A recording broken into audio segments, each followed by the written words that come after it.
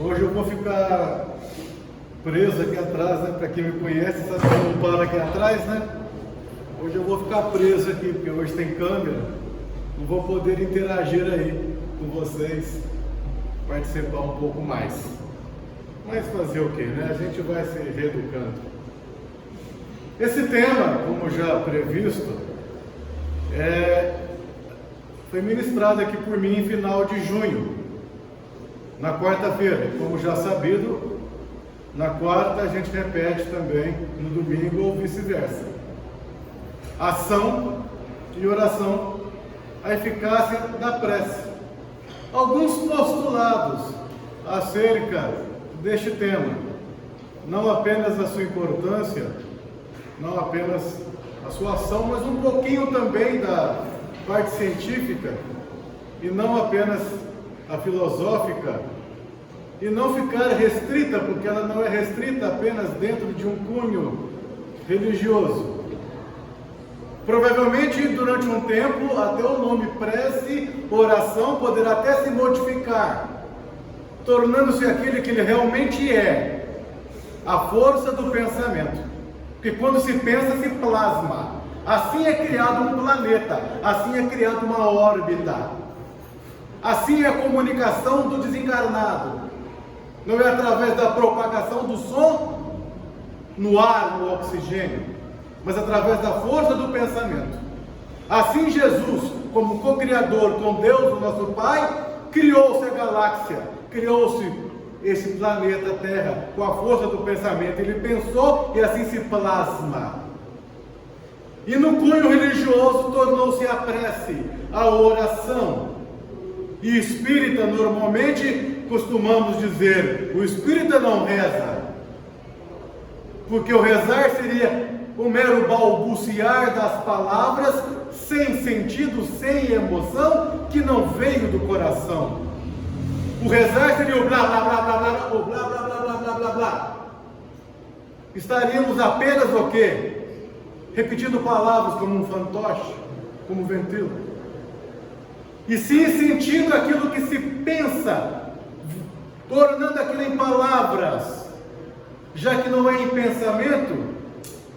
Aí sim tem-se a emoção, tem-se a força dos fluidos para poder plasmar, e não tem limite, não tem limite de distância. E nós não estamos falando apenas de distância dentro de um planeta. Isto é o que nós hoje conhecemos como oração, como uma prece, que infelizmente também para muitos é visto de forma piegas. Vai orar, vai rezar, vai fazer prece, sem entender o seu mecanismo, sem entender o que ela realmente é, independentemente dos cunhos religiosos, seja lá de que doutrina for, mas desde quando é empregada para o bem. Porque tanto a força do pensamento é utilizada para o mal, se assim é o espírito ainda pensando, executando e maquinando o mal, aquele mal com que ele lança, obviamente terá ressonância com outro que estará em sintonia com este mesmo mal. Um pensamento maléfico meu aqui pode auxiliar numa guerra que está acontecendo lá na Ucrânia ou lá em Israel, dependendo do que eu estou pensando, se eu não faço um contrapensamento para poder neutralizar algo ruim que já está no cosmos. Então não se baseie apenas numa simples questão de orar, reza, como se fosse uma coisa apenas de igreja, ou de casa espírita, ou de sacerdotes, ou de palestrante espírita, o que for. Mas tem a ver com a qualidade dos fluidos, com que nós colocamos no pensamento, que aqui nós chamamos de façam uma prece. É o tema de hoje.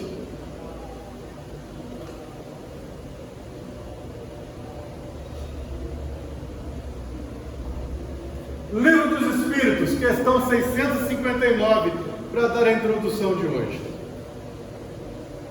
Lei da adoração. A prece é um ato de adoração. Orar a Deus é pensar nele, é colocar-se em comunhão com o Criador, a criatura e o Criador, é aproximar-se dele, é pôr-se em comunicação com ele. Dessas três coisinhas aqui, que nós vimos nas obras de Allan Kardec, que é mais comum, são as três coisas que devem ser colocadas em oração. Louvar, que é o enaltecer ao Criador, ao Pai. Pedir e agradecer. Eu dou um doce para quem falar qual que a gente faz mais. Qual que a gente faz mais? Venha ao meu reino. É o reino dos outros, nada. Pedir. E qual que a gente menos faz?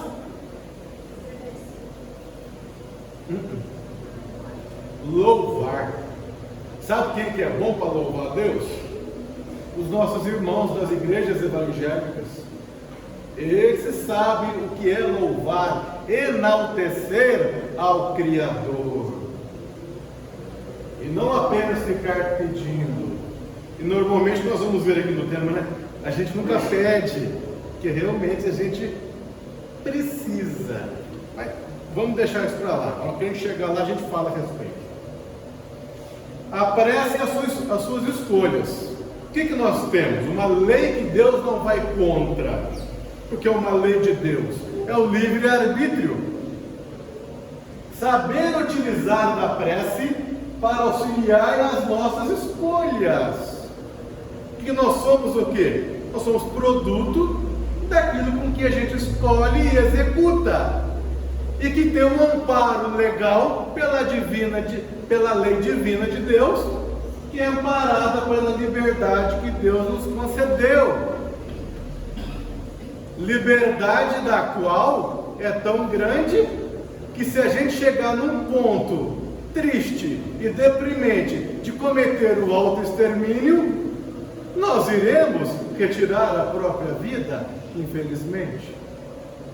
Porque nós estamos amparados, acima de tudo, por uma lei imutável, porque a lei de Deus é imutável, não é igual à lei dos homens, que não é. É a lei do livre-arbítrio. Então, para a melhor utilização desse livre-arbítrio, nós temos uma ferramenta preciosa, a qual às vezes desconhecemos, até mesmo os religiosos a desconhecem, que é a oração sentida, a oração em comunhão, quando você se religa ao Criador e através dali, Ele já te enviou, designado por Deus, o Espírito Protetor, que está contigo antes, durante e um pouco após o teu desencarne. É no momento em que nós perdemos essa sintonia e a oração nos auxilia a dar o link novamente. Opa, deu o link, vamos lá, perdi o link. E o que ajuda a fazer essa velocidade ficar 10G, 20G, porque 4G é pouco? É a oração. Quando você entra em comunhão com espíritos, com o Pai, se for o caso, vai direto ao Pai, porque o Pai envia outros designados por Ele. Mas por Ele envia o quê? Envia benévolos e não malévolos. Porque entrar em sintonia de pensamento com espírito zombeteiro, ignorante, é a coisa mais fácil que existe. Então a oração, ela nos auxilia para que quando tivermos que escolher, a gente faça pelo menos a escolha certa. E a oração tem esse poder. A prece, fundamentos. O filosófico, tudo bem, a sua liberdade de orar, independentemente se tem ou se não tem alguma doutrina, alguma religião, se é A, B ou C, e tem aquele que vai fazer a prece, que é um pensamento, que ele nem chama de prece, é um pensamento que ele se une a algo maior que ele, é uma questão filosófica. Nós temos a nossa, tendo o Pai, tendo os benfeitores, tendo Cristo Jesus.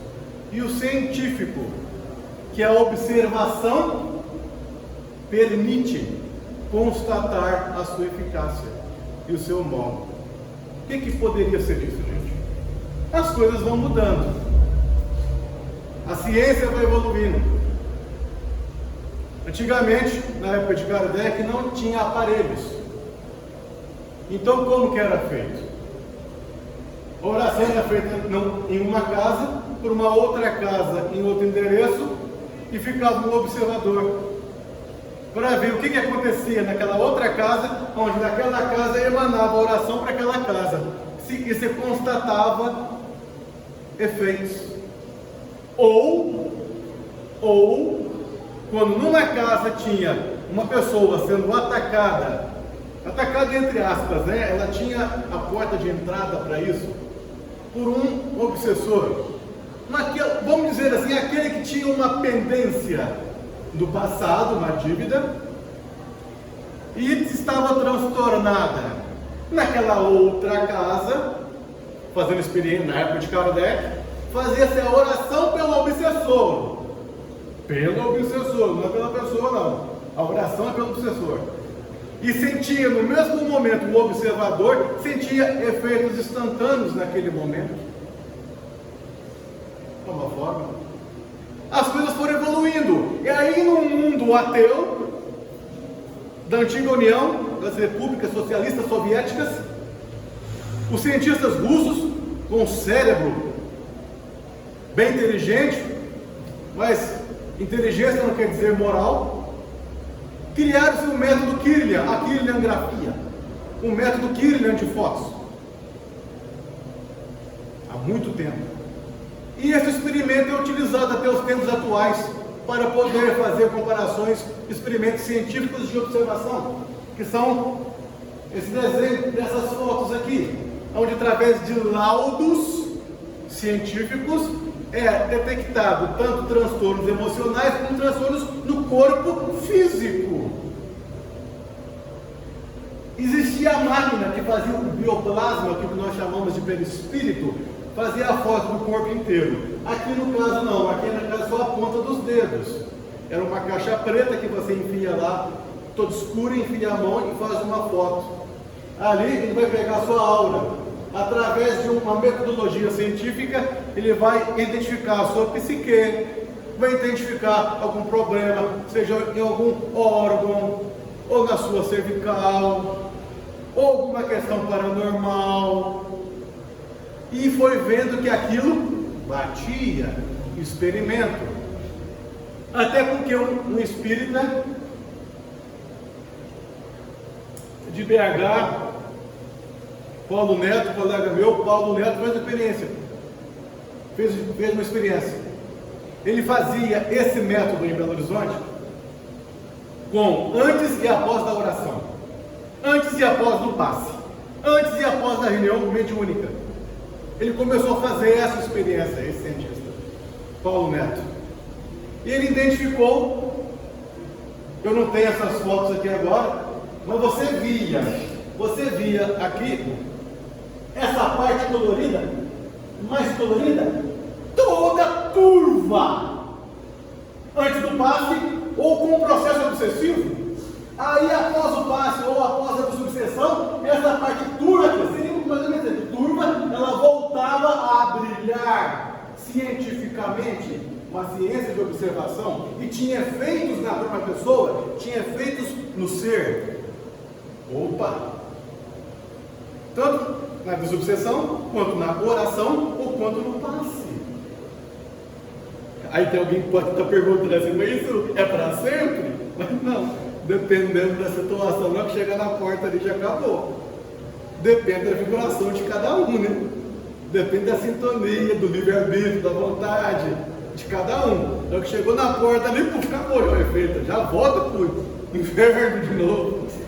O estado de consciência que é o inferno, né? Então depende, porque tudo depende do nosso livre-arbítrio. Eu gosto de falar o seguinte, questão do livre-arbítrio, eu gosto muito de falar isso aqui: a vida é feita de escolhas, e cada escolha é uma renúncia. E é por isso que é importante utilizarmos da oração para nos auxiliar. Em 1990, eu fui fazer esse exame. Esse papel eu não posso passar, porque como vocês estão vendo, ele está bem velho, está rasgando, mas é o meu laudo, e eu não escondo de ninguém, caso alguém queira ver depois desse laudo. Em 1990, 10 de outubro de 1990, Veio uma moça aqui lá de São Paulo, eu fiz o método Killian com ela. Eu mal conhecia sobre o Espiritismo, era mais um curioso na época. E tudo que escreveu aqui bateu. Eu vou passar para vocês vão passando de um em um.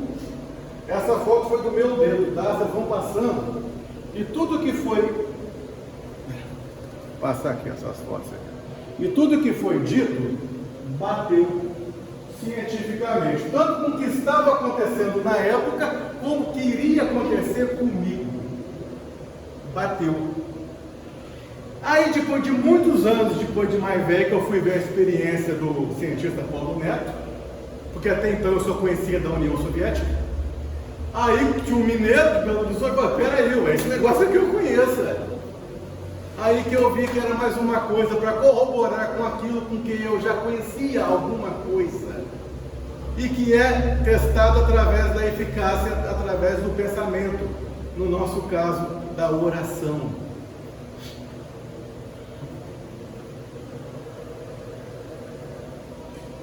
Revista Espírita, 1866.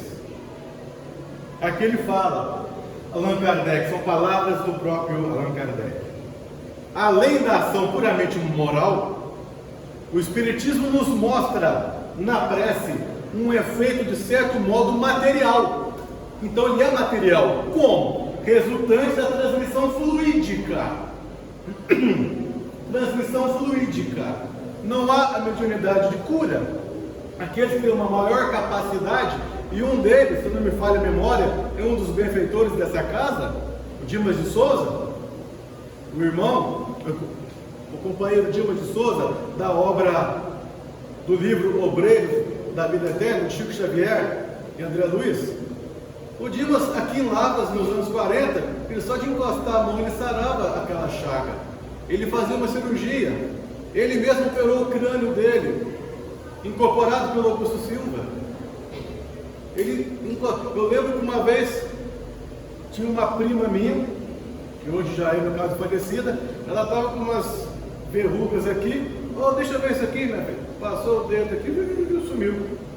Aí tinha um senhor de Ribeirão Vermelho, um advogado, que vinha muito aqui em Lavras, nas casas espíritas. Ele tinha um terçol no olho, e era criancinha ele. O dia para deixa eu ver seu olho, passou a mão no olho, cadê o terçol? Sumiu. É fluidos. E assim vem as histórias que aconteciam com Jesus. Você acha que Jesus precisava de cuspir no barro, fazer uma coisinha e passar? Não, aquilo era para o povo acreditar, porque senão o povo tinha que ver alguma coisa. Se o povo não vê, o povo não crê. Mas não precisava, passava, claro, função de Jesus, né? Só precisava ele pensar. Olhou para aquela pessoa e pensou. Fluidicamente, já ia. Então, Allan Kardec viu que não era apenas uma questão moral, mas a questão material, quando existia a transmissão fluídica. E isso, gente, na Revista Espírita, em 1866. Olha quanta coisa poderia evoluir naquela época, se não fossem os preconceitos, se não fossem os dogmas religiosos a impedir esta parte da evolução da ciência. Em certas moléstias, sua eficácia é constatada pela experiência, como demonstrada pela teoria.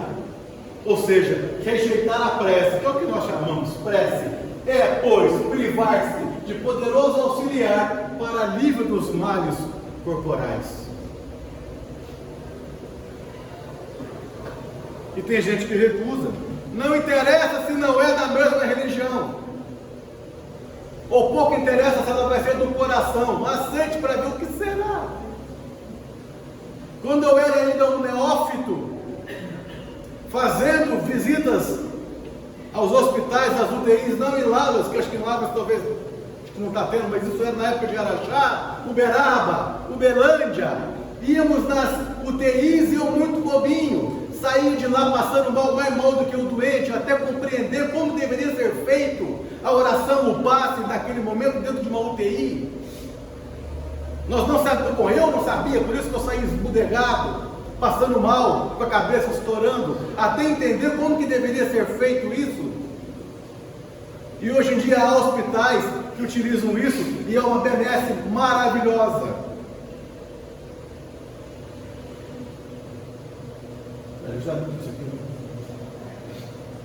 Eficácia da prece. A prece é, pois, uma necessidade universal, independentemente das seitas e das nacionalidades. Pouco interessa. Depois da prece, se está triste, mas consolado. Tirar a prece é privar-se o homem do seu mais poderoso suporte moral da adversidade. Ou seja, se está fraco, se sente mais forte, triste, mais consolado, sem ânimo, sem boa inspiração, com boa inspiração, com pensamentos ruins, a pensamentos melhores, com pensamentos suicidas, com pensamentos altruístas, e por aí vai. Quando você sintoniza na rádio certa, tira a sintonia da Rádio Treva Umbral e sintoniza na Rádio Mundo Maior da Luz. Pronto, tudo muda. Tudo muda. Mas quem faz a sintonia? É eu mesmo. É eu mesmo que vou fazer a sintonia. Não tem ninguém que vai fazer por mim. É o poder transformador da prece. Eficácia da prece novamente. Pela prece, ele eleva a sua alma. Ou seja, ele sai do terra-terra. Entra em comunhão com algo maior, com Deus, até com o Pai.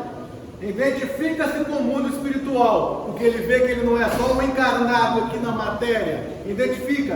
Então ali se desmaterializa-se.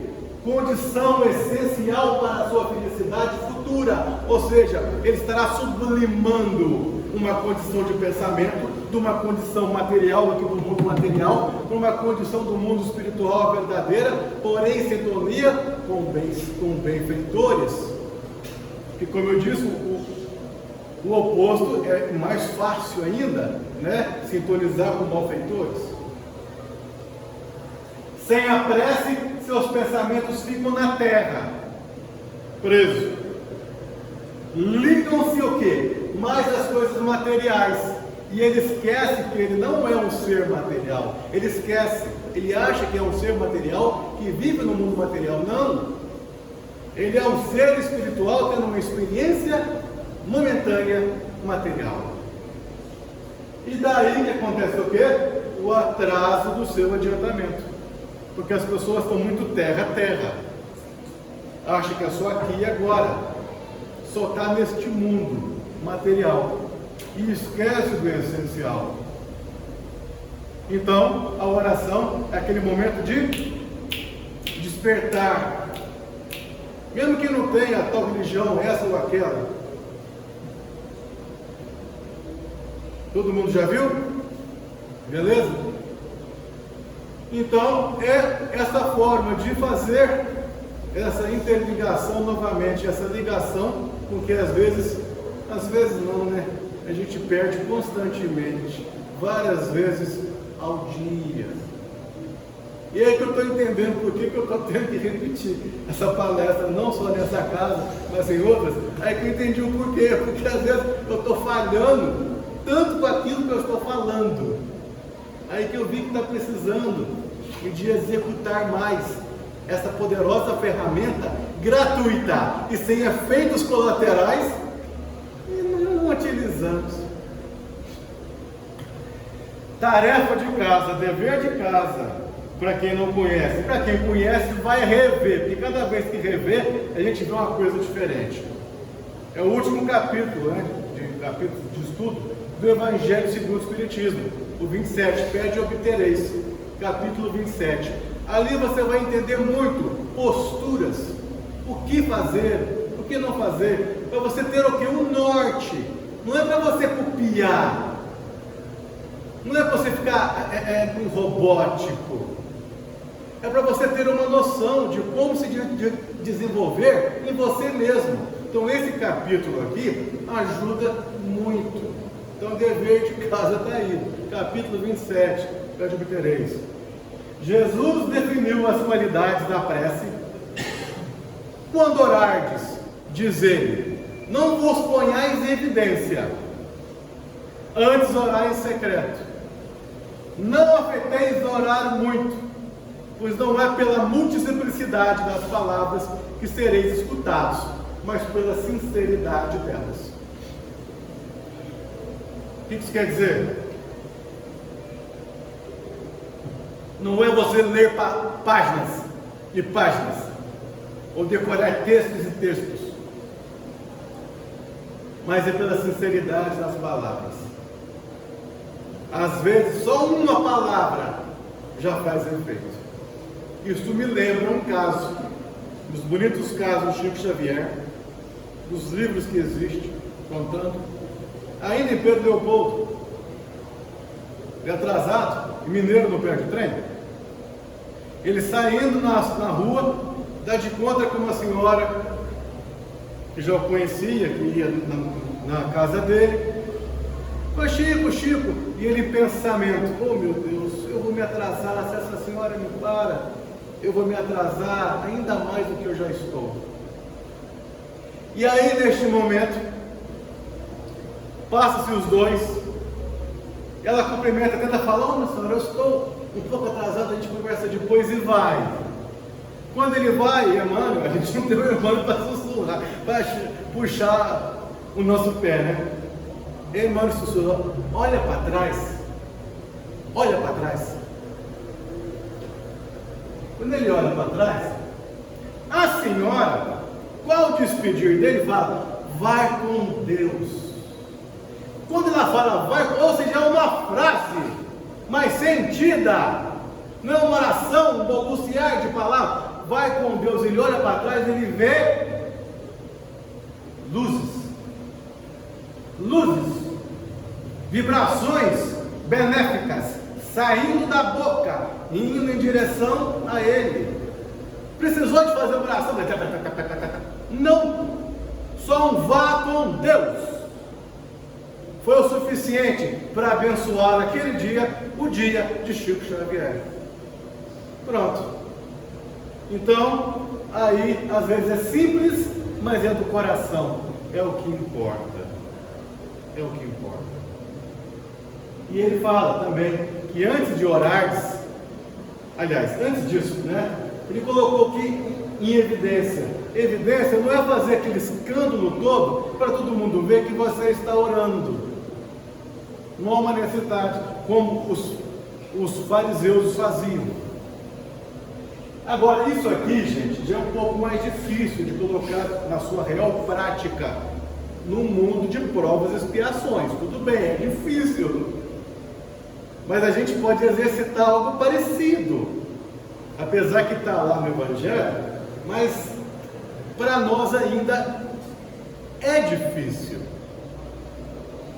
Antes de orar, se tiver qualquer coisa contra alguém, perdoai-lhe, visto que a prece não pode ser agradável a Deus, se não parte de um coração purificado de todo sentimento contrário à caridade. Vem cá, vamos colocar isso no contexto de um mundo de provas e expiações? Existe coração purificado no mundo de provas e expiações? Existe. Um único que pisou aqui, aliás, só 2 corações pisaram na terra purificados. Quais são? Jesus, pelo amor de Jesus, gente, pelo amor de Deus, Jesus. O segundo, a mãe do homem, gente, Maria, mãe de Jesus. Só 2 pisaram na terra com o coração totalmente purificado, que não pertencia a essa galáxia, que não pertenciam a mundos de provas e expiações, mas de mundo ditosos. Tudo bem, que não tem, mas quem é o nosso exemplo e modelo e guia da humanidade? Jesus. Então vamos tentar fazer pelo menos o próximo. Se tiveres algo contra qualquer um, pelo menos queira o bem daquele. Não é isso que nós fazemos quando estamos tratando de um caso de obsessão? Eu vou estar orando para um fulano de tal, eu vou orar para o Paulo, porque ele está sendo obsediado. Não, eu vou orar pelo verdugo. Eu vou olhar pelo espírito obsessor que está perturbando o Paulo. O Paulo é consequência. Depois oramos para ele também soerguer, ter forças e nos converter, e depois vir 7 e fazer a festança. Mas nós vamos orar primeiro, é para o verdugo, é para o espírito obsessor. Orar por ele, ou seja, não querer o mal dele, querer com que ele desperte, com que ele enxergue verdade, verdade que liberta, com que ele possa ver tudo isso, para ele poder ver, nossa, o que eu fiz tanto tempo e não acordei? Então, nesse momento, se nós não temos essa capacidade, desse coração purificado, vamos orar por aqueles que se dizem nossos inimigos, ou que fazem o mal coletivo, ou o mal a um único exclusivo. Orar para que esses se despertem o mais rápido possível para o caminho da redenção. É o que nós, no mundo ainda de expiações e de provas, podemos fazer, já que nós não temos esse coração purificado assim no mundo de provas, porque seria hipocrisia falar que no mundo de provas e expiação tem um povozinho, amor, paz, muita paz. Pelo amor de Deus, é mundo de provas e expiação.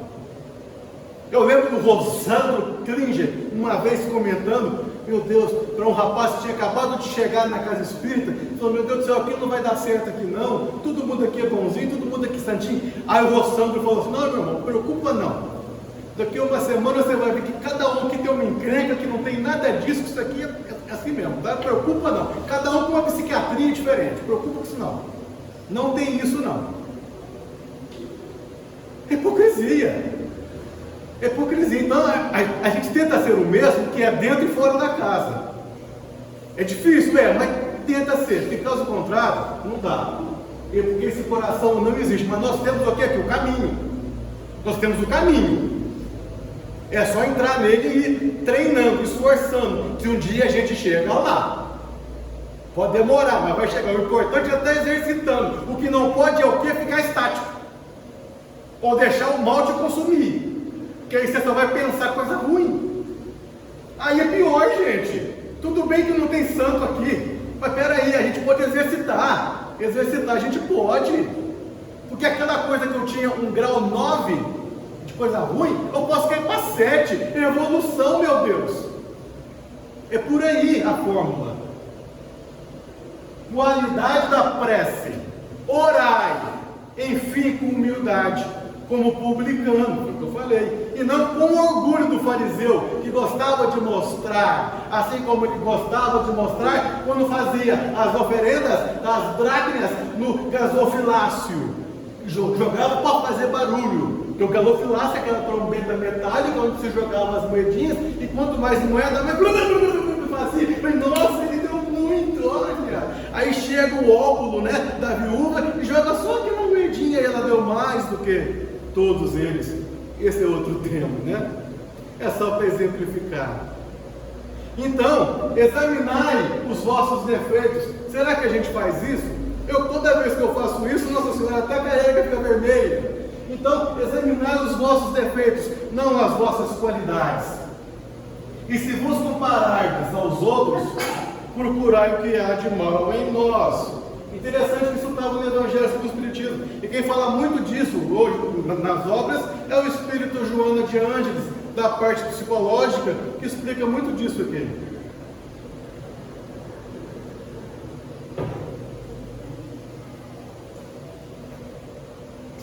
Alguém quer responder? Existe a oração que é sempre eficaz? Ou seja, existe 100% de eficácia? Sim ou não? Existe alguma no mundo de provas e expiações? O que vocês acham? Não.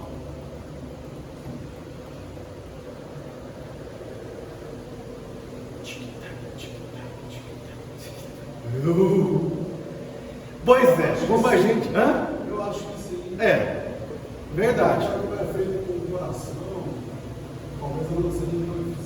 Sim, sim. Porque a gente pensa que sempre vai ter resposta do jeito com que a gente quer, né? Mas o tipo de oração que é 100%, tá? Só que ela tem uma pré-condição. Ela tem que ser feita com confiança. Sim, só um tipo.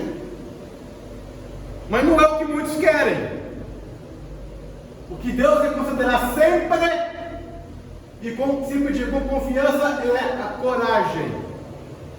É a resignação por passar por aquele pepino, por aquele abacaxi que você está passando. Está difícil, meu pai, está difícil. Ele não vai lá resolver o teu problema. Ele não vai lá te dar a resposta da equação, do logaritmo. Ele não vai te dar a resposta. Mas ele vai colocar ferramentas, pessoas encarnadas, desencarnadas, situações, o acaso que não existe, para que você possa pensar e ter o mérito. Então você vai ter a resignação, a coragem daquilo. E o que mais? Quando é 100% eficaz? E porque ele vai lhe conceder os meios de tirar por si mesmo das dificuldades, mediante ideias que fará lhe surgir os bons espíritos. Os bons espíritos vão lhe sugerir bons pensamentos, recalcular rota, mudar, utilizar seu livre-arbítrio em melhor sintonia com eles. Porque quando você faz isso, você tem o mérito da ação. Assim como você não faz e faz o erro, você também tem o débito da ação. Porque não adianta achar que espírito benfeitor, espírito protetor, Jesus, o santo não sei lá das quantas, vai vir aqui e fazer o seu trabalho. Não, não vai. Ele pode te sugerir, te inspirar, mas a ação final é nossa, porque se você fizer certo, o mérito é seu. Se você fizer errado, o débito também é seu, é a lei. Não tem como fugir. E o que ajuda isso? O poder da oração, a sua eficácia, quando se coloca em sintonia com o teu espírito protetor. Está com problema? Espírito protetor, ele está aí 24/7, está com ele. E é o que eu falo na mesma coisa dos suicidas. Além de orar com o espírito protetor, é com Maria, mãe de Jesus, e a legião de servos de Maria, que são aqueles que atendem diretamente aos que suicidaram ou aos que pensam em suicídio. É só vincular a rádio no melhor canal, de acordo com a situação. E aí que ela vai, a gente tendo o mérito, ele será nosso. Né? E orgulhoso, olha só, Santo Agostinho, um dos espíritos que participaram, né, dos livros da codificação de Allan Kardec, quando encarnado, ainda encarnado, falava uma coisa muito interessante, né? O orgulho não é grandeza, mas é inchaço. E o que está inchado parece grande, mas não é sadio. Santo Agostinho, ainda encarnado, falava isso. Falando um pouco do que nós comentamos agora, de querer em que alguém resolva, Deus assiste os que se ajudam a si mesmos. De conformidade com uma máxima, com o ditado que nós temos aqui, seria assim: ajuda-te que o céu te ajudará. Ou seja, ele não assiste, porém, os que tudo esperam de um socorro extra, estranho, sem fazer o uso das faculdades que possui. Cadê o mérito dele? Então seria fácil demais. Seria igual o perdão. O perdão não é uma dádiva, uma bênção que é concedida, uma graça que é concedida, mas é uma virtude que tem que ser trabalhada, conquistada, para você adquirir a condição de perdão, ou de perdoar, ou de receber. Não é uma graça, não é uma indulgência, que nem uma graça que vem de cima e nem uma indulgência que você compra. Não é. Então,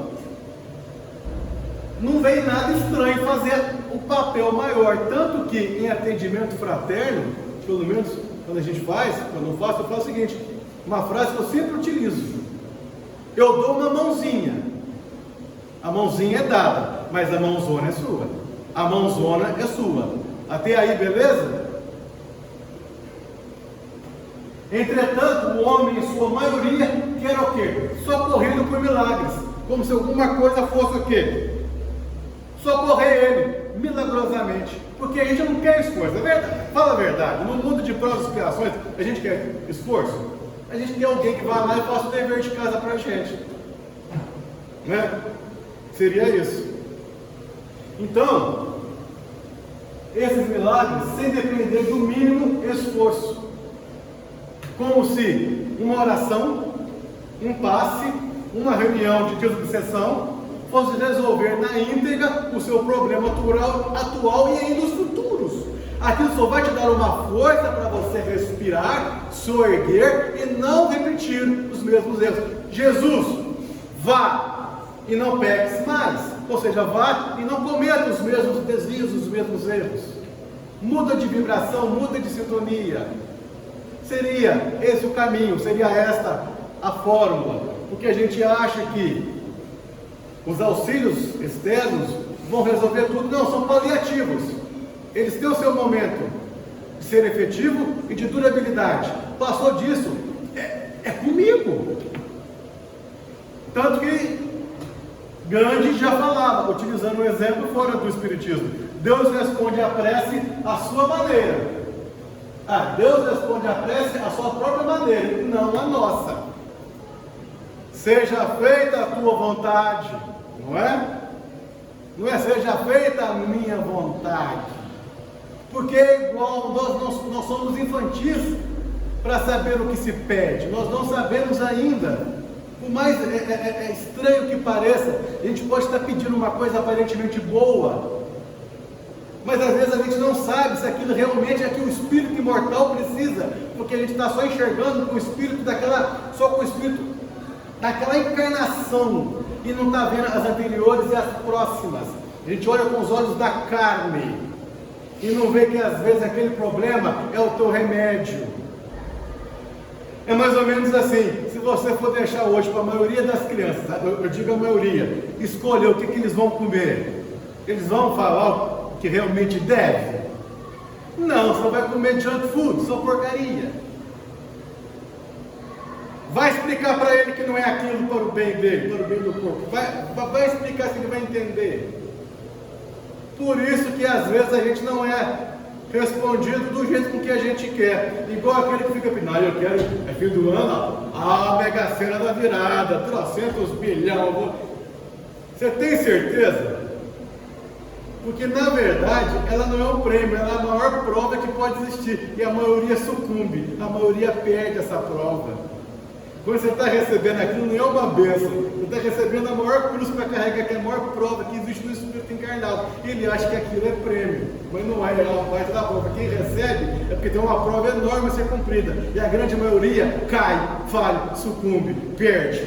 Isso vai afetar nas próximas encarnações. Concluindo então, de tudo que a gente viu hoje, o que a gente pode concluir? A prece é um instrumento para o espírito progredir. É a ferramenta dele estar progredindo. Ninguém avança sem esforço próprio. É nós que fazemos esforço, não é os outros que vão estar fazendo tudo para a gente. Eles vão dar uma mãozinha.